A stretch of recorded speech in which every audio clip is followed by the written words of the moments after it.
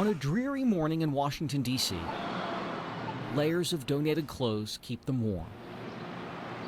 All they have resides at their feet or in their arms. Finding shelter and food defines their day. Dawood Proctor knows this struggle all too well. I mean, I see people come past and laugh at the homeless and you know, might look down on them, but if you really look at it, a lot of people ain't number one step away from being this way. Franklin Square is one of many places in the nation's capital inhabited by those without a home. And it sits just 2 blocks from 2 very different houses. To the west, the White House. To the east, Mayor Kebab House. This is Sunday morning. Owner Kazi Manan was in early on this particular day. With every dish, magic is that how much you have to stir it. He and his staff are preparing a special feast for customers at his Pakistani Indian restaurant. Potato, cauliflower, chicken, naan bread, chickpeas, and vegetable biryani. But these dishes are destined for an audience that's rarely welcome in elegant eateries. I knew about this place being here and passed it through my everyday travels. For the past few months, Manan has opened his restaurant to the homeless. Oh, we are blessed. Look, blessings are here.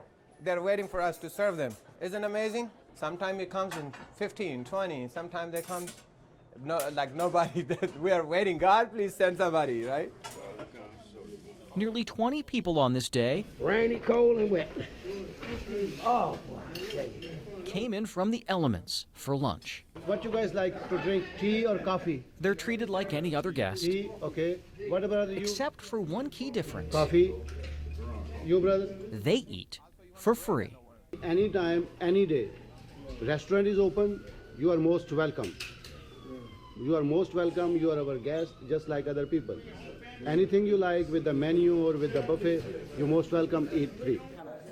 Yes, it's shocking to me because I didn't think it was brothers out there that really cared for us to, you know, to help support the needs of the homeless. He won without rice.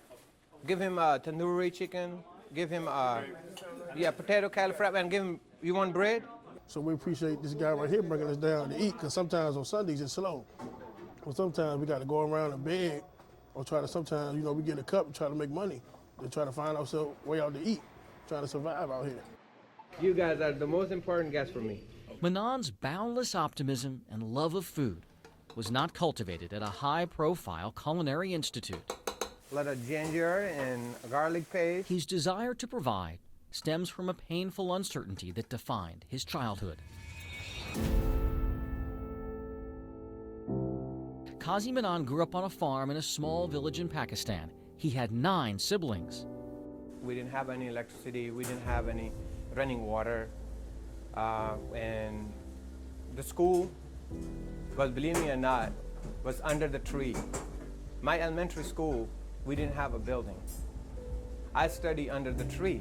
When the rains, really hard rains start, teachers say go home because there is no building. To support his family, he went to work at 12 selling ice. The best school was 4 miles away, so that's how far he walked to get a formal education. In 1996, at the age of 25, Manan says his visa was miraculously approved, so he borrowed money from a cousin for a plane ticket to America. He started as a cashier, earning $3 an hour at this gas station in one of the district's toughest neighborhoods. When I arrive in America, I have $3, just $3. And I started my life basically with nothing. Hard work would alter the arc of his life. He says he worked double shifts, then multiple jobs. He saved up enough money to buy 1 limousine. The idea that a kid who came from nothing could one day drive the rich and powerful around in luxury inspired him even more. 1 limo turned into a fleet of vehicles. His business flourished enough that some 20 years later, he opened his own restaurant. That's called American dream. You know this, like this is the only country where you say American dream, not in any other country. Wow. So yeah, he kind of understands.